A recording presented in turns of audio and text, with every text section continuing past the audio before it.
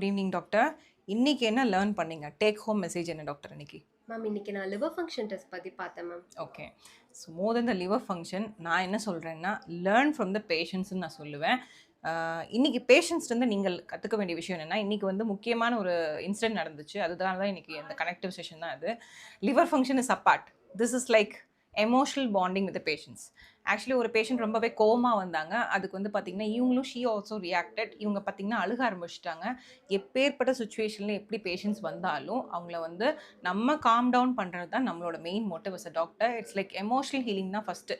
எல்லா kind of பீப்புளும் வருவாங்க. கோவமாக வருவாங்க, சோகமாக வருவாங்க. சில பேர் வந்து பார்த்தீங்கன்னா ரொம்ப ஹைலி இரிட்டபிளாக வருவாங்க. இன்னொன்று முந்தானேத்து வந்த பேஷண்ட்ஸ் வந்து வெயிட்டே பண்ண மாட்டேன்னு வருவாங்க. சில பேர் ஹாப்பியாக வருவாங்க. ஸோ எல்லா கைண்ட் ஆஃப் பீப்புளும் நம்ம பார்க்கணும். அந்த பீப்புளை எப்படி நம்ம ஹேண்டில் பண்ணுறோம், அவங்கள வந்து எப்படி இங்கேருந்து போகும்போது யாரோ ஒரு பேஷண்ட் கூட ஒருத்தவங்க கூட இங்கேருந்து போகும்போது அமைதியாக தான் போவாங்க. யாருமே கோவப்பட்டுட்டு போக மாட்டாங்க. They step in with lot of mood swings, they step out with holistic healing.